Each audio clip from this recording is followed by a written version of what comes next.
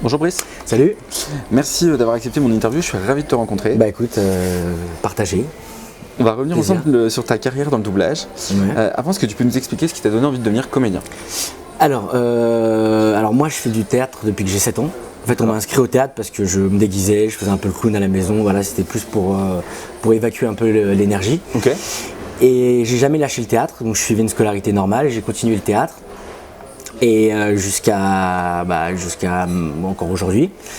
Et donc comment je suis arrivé au doublage, c'est ça? Comment t'es arrivé dans le doublage après? Ouais, d'accord.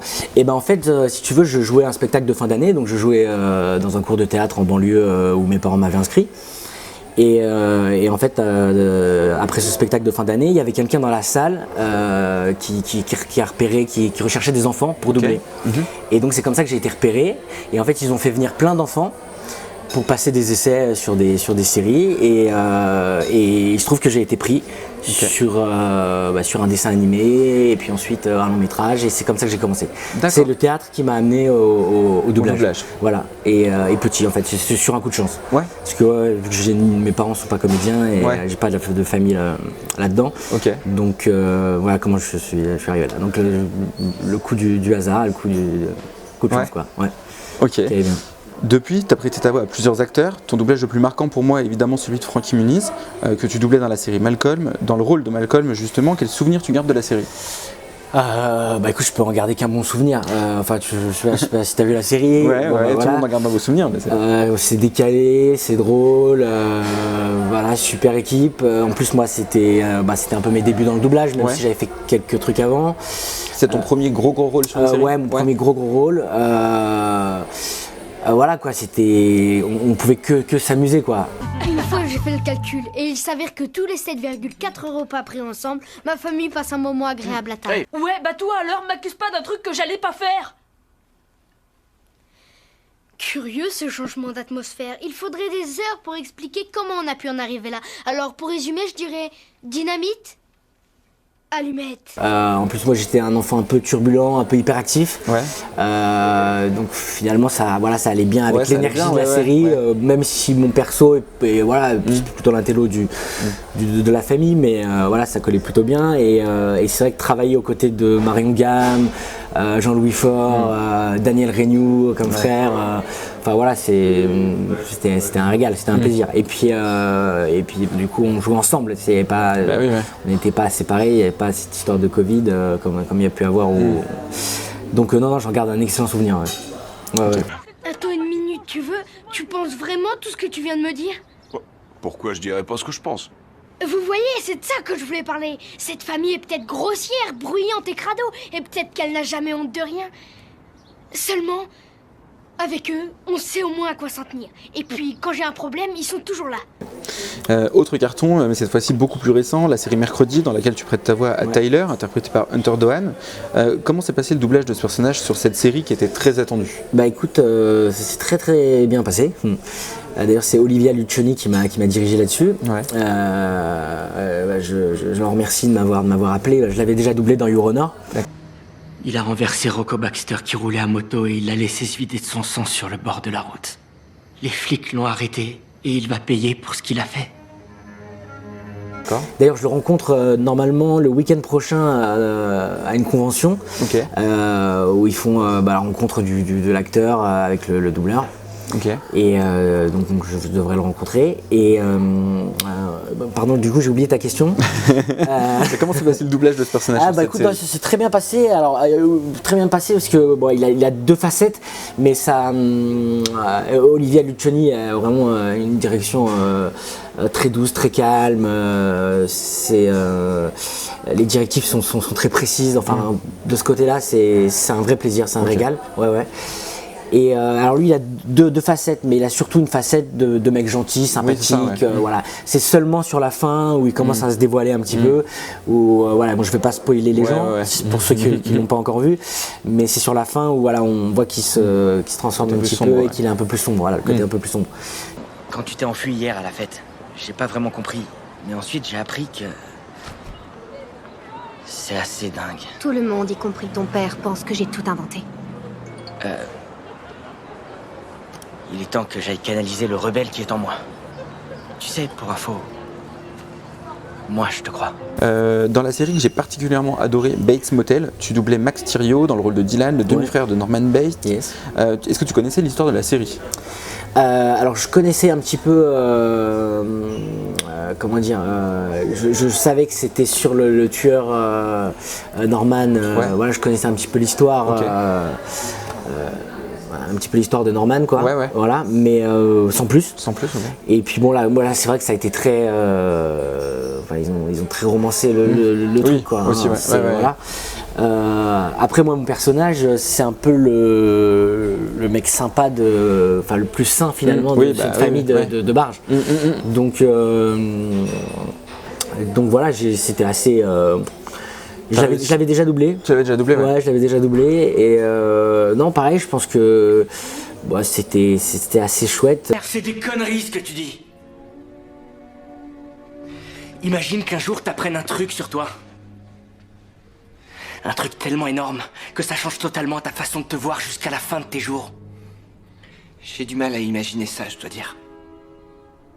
Ouais, peut-être que tu devrais en parler avec maman.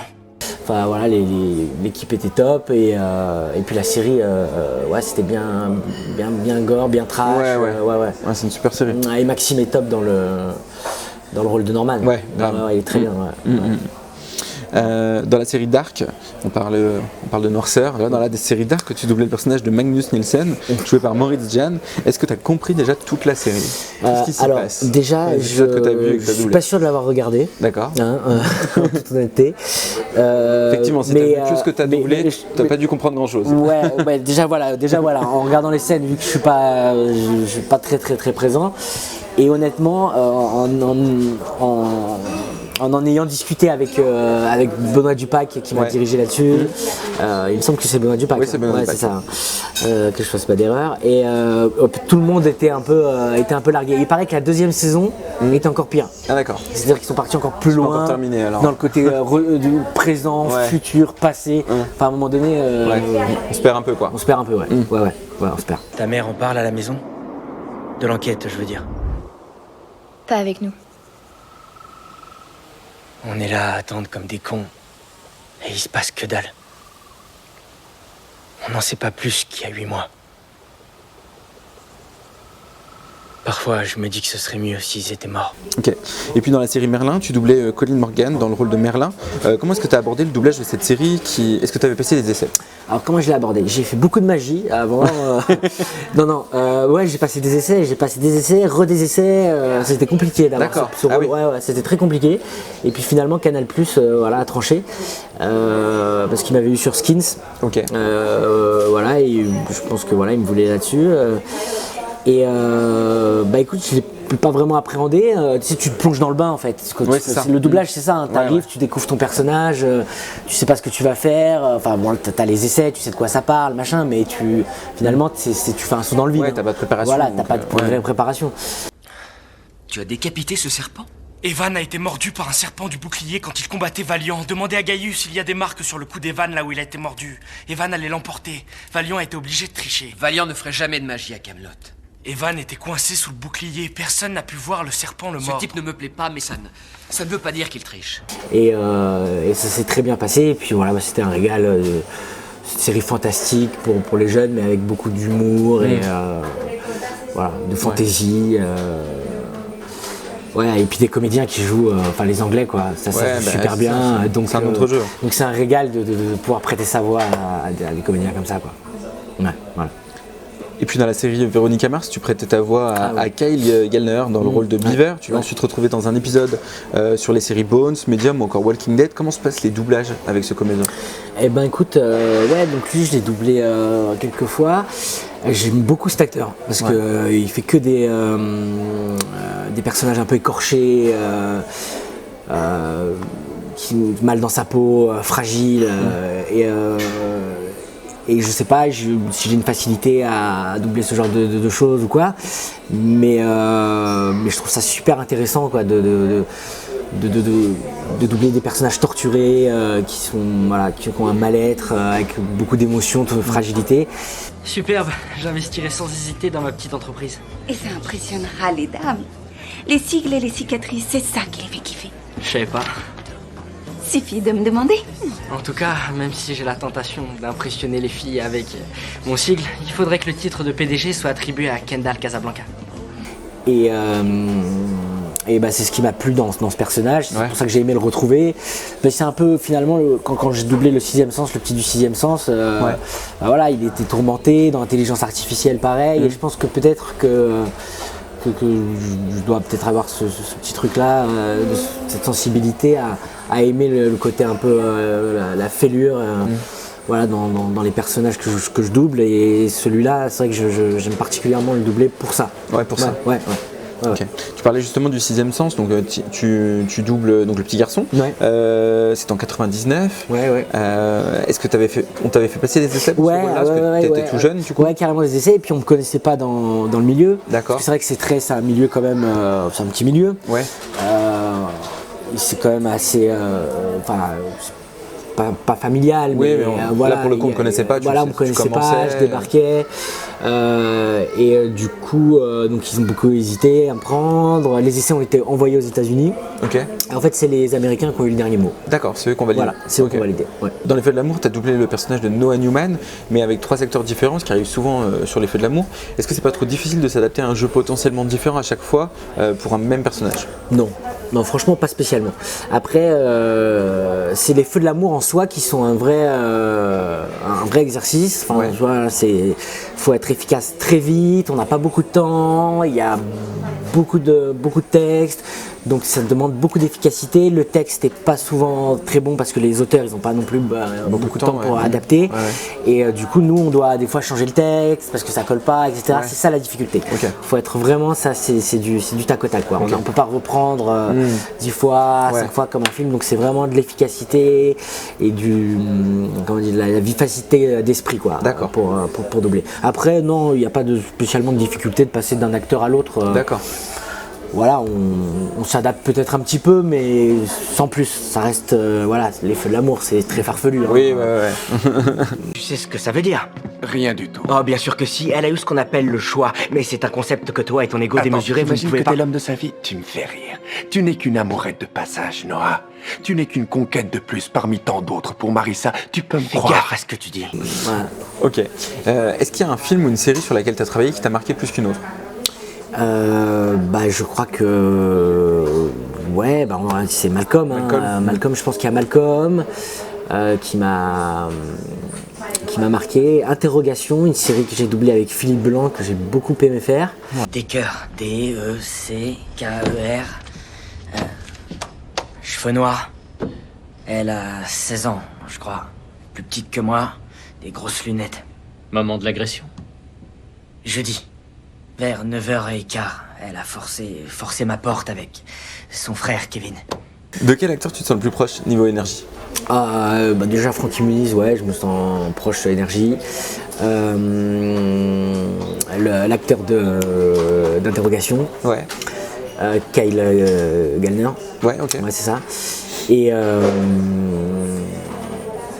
voilà, après, il y a un petit dessin animé que je double, Anatole la Tuile, un dessin animé très sympa, c'est une création de voix. D'accord. Ça faisait longtemps que j'avais pas fait un dessin animé, pareil, ça m'amuse, je prends une petite voix, ça me fait penser à Arnold à mes débuts aussi quand j'ai commencé le doublage.